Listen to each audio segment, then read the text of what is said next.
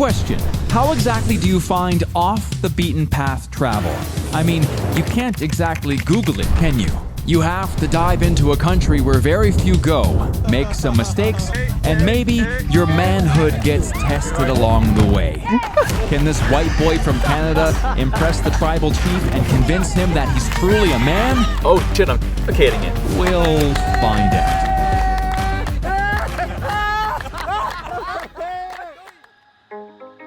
We're in Angola, near the coast.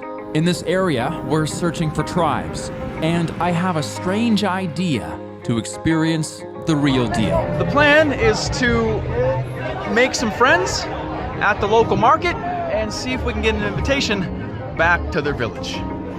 We'll see. At the very least, it's going to be an adventure. We walk around the main market of Namibe. We're looking to pick up some gifts for the tribe that we plan to visit, and gifts usually mean food. Masambala. This is the grain? I don't even know what it is that they make macao with. The macao, yeah. Yeah. The local beer that we had with the muila. We had macao. $3.50. There we go. We'll take it. Obrigada. Obrigada. Bye-bye. Oye. Hey, hold on. We meet a local girl named Cecilia who's selling hair growth potions. Yeah, there we go. Gotta highlight it. Gotta make it darker, right? Then no one will notice. There we go. Just like that, a full head of hair. Magic Angolan hair growing potion. Cecilia says she can guide us around the market. Okay. And we continue. Fungi, yeah? Fuge. Always dancing.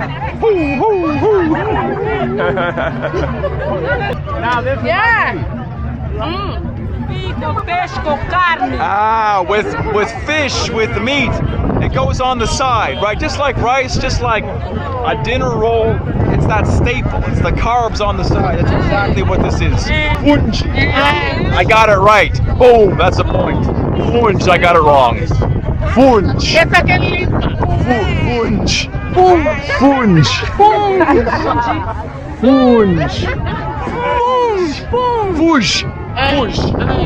All right. Now I got it right.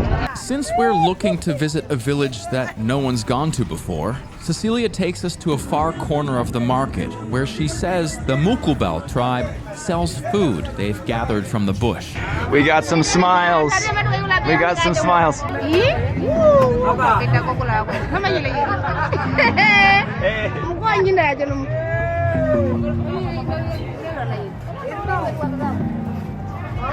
What is this?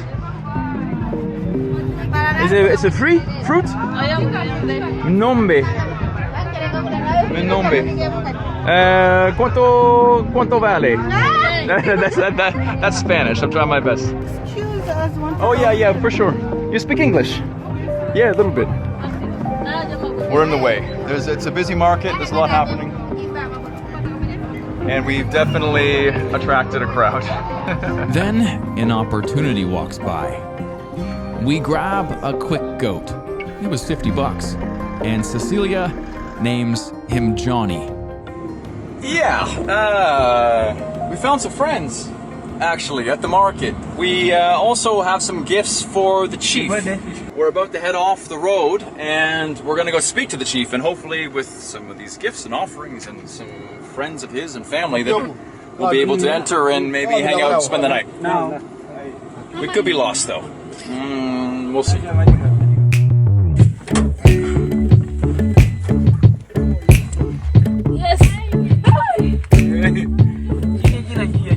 We arrive, and I grab the goat, figuring it'll make the biggest impression.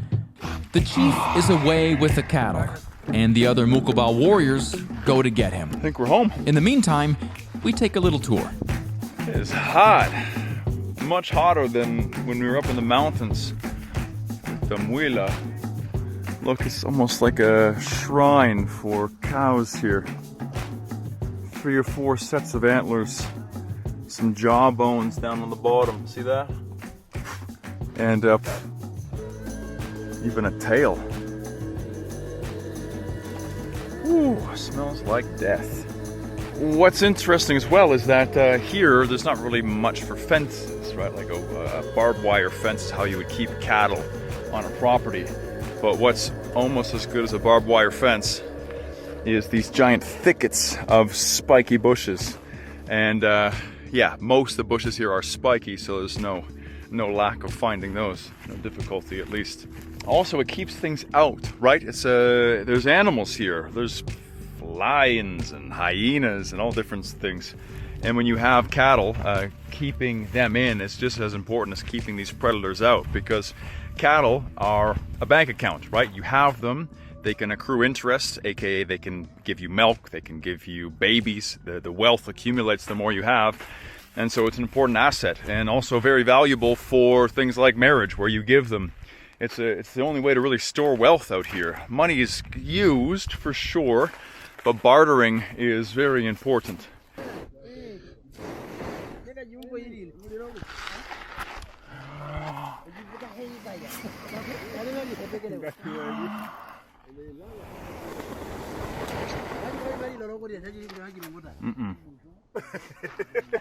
The warriors are back, and they brought the chief.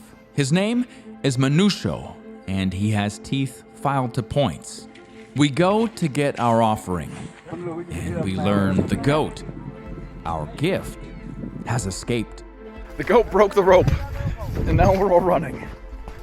This job, the second I think I can relax, not possible. I mean, if you were gonna be dinner, you'd probably try to break free too, right? Can't say I blame him. All right, here he is. In the 4x4 while we were driving, we're talking about naming him, or her. And Johnny was the name that the two young girls gave him. Johnny! There's Johnny. I gotcha. The goat jukes me out. And he takes a spill. he falls. And the Mucubal warriors laugh at the Canadian trying to be like them. I try, guys. Can't always look cool. Johnny. Bad goat. Guys, very good. Nice. Yeah, I know. I know. I'm bleeding. It's okay. It's okay. Tudo bem. Tudo bem. Yeah, tudo bem. Yeah, tudo bem. Right, okay. To be real, my ego took more damage than my knee. But to change the subject, let's learn more about the tribe we're staying with. The Mucubal are somewhat isolated from the outside world. They are semi-nomadic pastoralists, and cattle are central to their well-being. The women wear brightly colored square headdresses called oyonduthi to protect themselves from the sun, and use a mixture of cow dung, perfume, and red ochre around their necks. The men carry knives called omotungo, which is a symbol of manhood in the tribe. Another symbol of manhood is donga. It's a kind of stick fighting practiced across Africa. You need to be good at it to get a wife, and some of the warriors are practicing. I'm looking to prove myself after failing to catch the goat, so I give it a try. What you got, big boy? Whoa!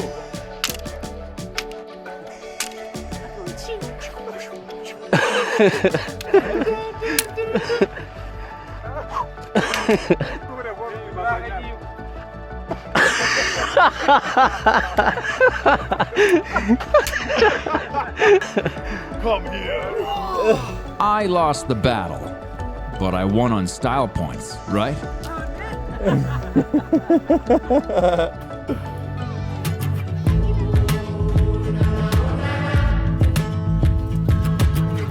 Sunset over the mountains, and when that happens, this happens.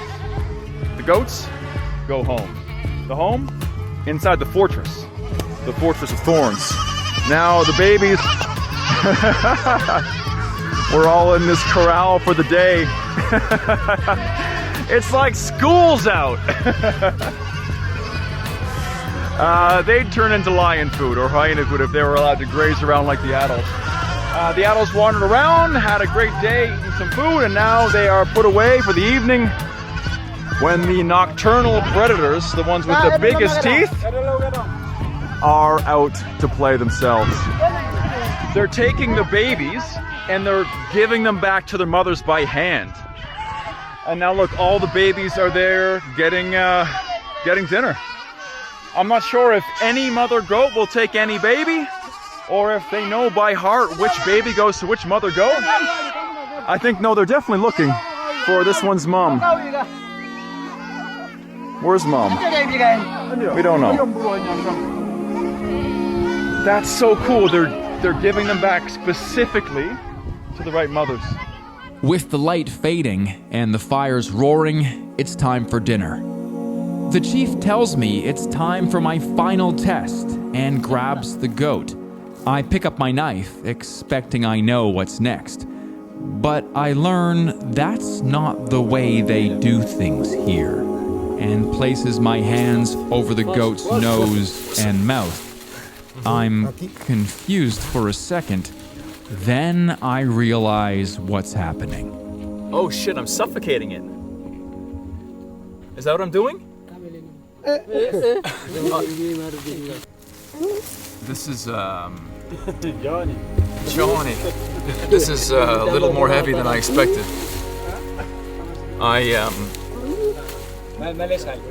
Machete is a quick little stab to the heart usually, and that ends it really quickly. This is much more difficult for the both of us, actually.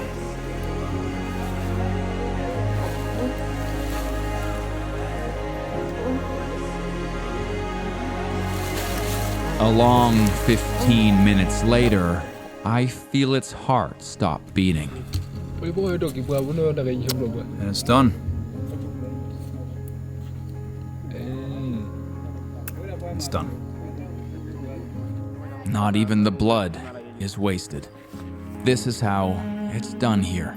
Dinner goes into the pot with only salt for seasoning. Except one piece. It gets placed by the fire. Any guesses what it is? I see. All right. Well, I thought maybe this was being thrown away, but it's the testicles. And if I know something about visiting people in faraway places, the testicles are always on the menu. There's some ready. Oh, it's the ribs. Like they're here, yeah? Nice.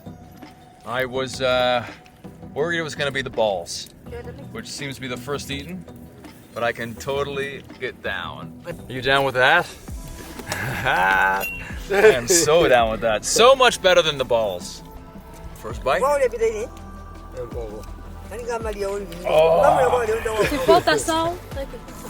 Oh, put some salt on. I gotta say though, this goat is the bomb. I don't know if I can make better goat at home. I don't think you get a better goat at a restaurant. Exactly, right? Sometimes we go out, we're in the woods, we go hunting, we catch a mongoose or a bush baby. We come back, we have a bite, and I hate to ruin the magic, but it's not always that good. This is delicious, man. Goat barbecue. Come have a bite. Yeah. That's good, man. Nice, right? Muito gostoso. Anybody can guess what this is? They say it's the best part. It was the first off the fire. We needed more water to be able to boil the entire goat, but this is the liver. Only in my adult life have I learned the appreciation for this organ itself. They say it's full of vitamins. B ones. Not sure which. But we're gonna take a bite. I've had this raw 3 or 4 times. It's actually not bad, but it's pretty good cooked. It was a big bite. One thing I noticed during the day were the sharpened teeth of the Mucubal. Let me show you how it works. Try everything once, right? You know, like I said, always invitations are always welcome. I always say yes. Pre, ready? Stick. Where's the stick? There it is. It goes like this. And then what happens is I hold the stick, and someone takes a rock. They put the stick on the water, like this. Oh, I have to hold on, because I'm probably gonna scream. And then they take a rock, and they knock them out. Ready? No. Just before anything too crazy happens. Oh, yes. We know crazy things happen on Fearless and Far, but we're not actually gonna do this right now. Basically, what's happening, pause, is that we're demonstrating what happens. Because if you notice, the Mucubal, the Himba tribes here in Southern Angola, they're missing the bottom 4 teeth. Can we see? No. No, missing the bottom, these guys, right? They're gone. And the top 2 are sharpened. And so right now we're showing how it was done. We're not doing it. Please don't do it. At least. So they would take a knife and they chip it with a rock, like a hammer and chisel, and they file them into points. What I had heard, actually, is that they believe that the teeth leave the mouth. At night, they jump out of your mouth and they run to go play in human waste. They come back in, and that's why you have to sharpen them. You got to teach them who's boss, or else they're going to come back and give you cavities. I'm a scientist. I went to school for biology. I have some questions about that theory. But either way, true or not, I'm here to learn. And this is a rite of passage. We're here making a joke about it, like it doesn't actually happen. Everyone here has done exactly that. Think about that for a second. Would you have your teeth knocked out when you're 10, 12? Filed down with a knife? That's how you grow up quick, I think. Myself and Kadessa sit down for a chat. He's the oldest man in the village, and I notice he's smoking an empty pipe. I always travel with a few little cigars, so I grind one down and I hook a brother up. Little did I know that would be the cue for a party.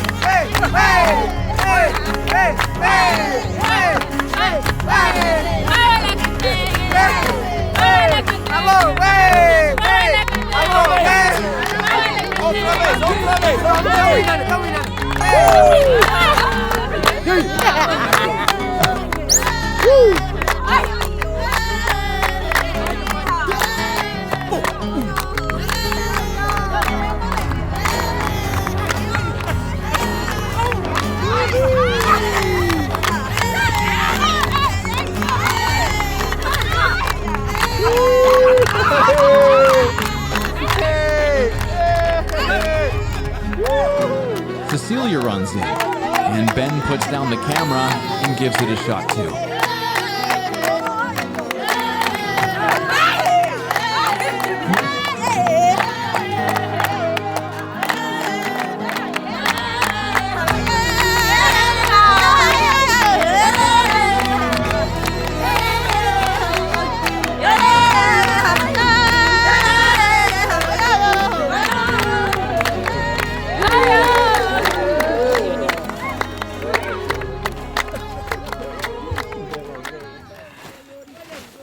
These expeditions, we usually bring a tent, just in case. You never know. Maybe we get stuck on the side of the road.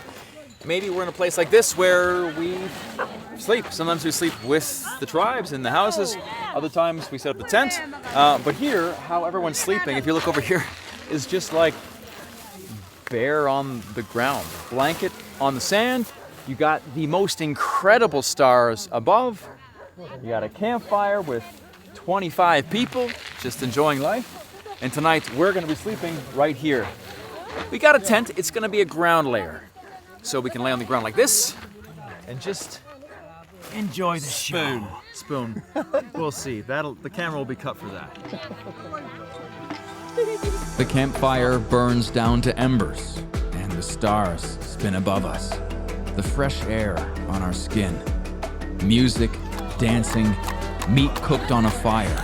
We might not speak the same language or worship the same God, but we're all human.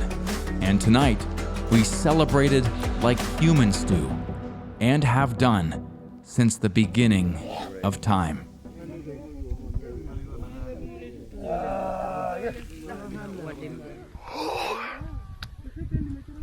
Everyone's up before the sun's up.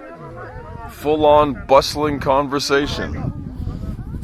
What time is it? 6 a.m.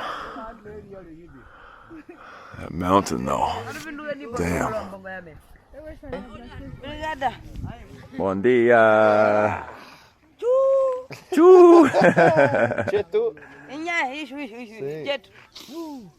Some people first thing in the morning wouldn't want to see a goat's head be dismembered for breakfast, but Ben's in there getting the most graphic footage. Making my day, man. These videos we make, obviously sometimes. Oh, he's broken it! Oh God, Jesus. These videos we make sometimes get a little bit graphic. What I do is I don't want to spare you the juicy bits, but I can't post them here because my channel, it'll get banned. So I post it all on Patreon. There you can see all of the gory bits we're watching right now. God damn.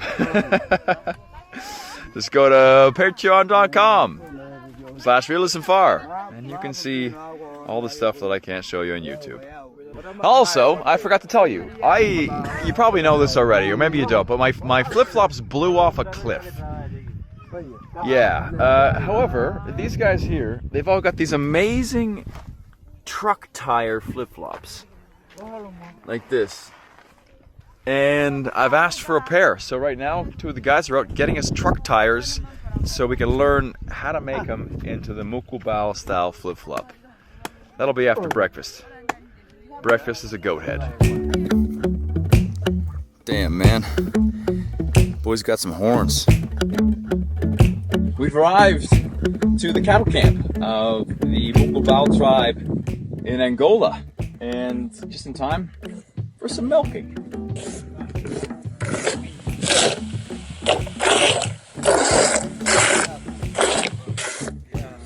Maybe sometimes shots can be a little bit too immersive. Breakfast time here with the Mucubal tribe. Wakapandi here is eating his breakfast. It's milk straight from the cow that we just squeezed, and corn porridge. And he's been instructed to eat all of it himself.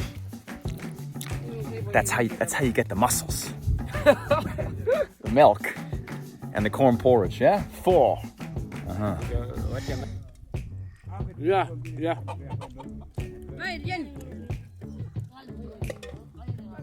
Back in the village, our flip-flop construction is fully underway.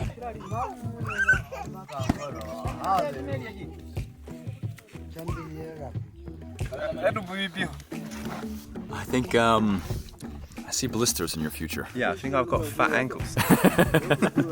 Yeah. Minimalistic, and I like it. With our truck tire flip-flops completed, we say goodbye to our new friends. Oh, Later, bye-bye. bro. Muito obrigado. Thank you, and thank you for these. All right. Yeah, look at those. Yeah, Fresh kicks. I like. Okay. Yeah. All right. Teaching some English, some Portuguese, and some Mucubal. Bye bye. Ewa, Maiwa. Tabandula. Tapandula. Meet the team quick. This is Ben on video. What's going on, guys? BM Creative. We have Lopez and we have Obed. Obed actually from Kumbukumbutours helped organize all this. He's up ahead scouting our next location. Check him out. He's in the description, as is Ben. And if you want to see the uncensored footage of this video, go to patreon.com/fearlessandfar to see all the goopy bits. I'm Mike Corey of Fearless and Far. If you're looking for the best adventure travel channel on YouTube, you just found it. So, hope you're ready for the next adventure. See ya!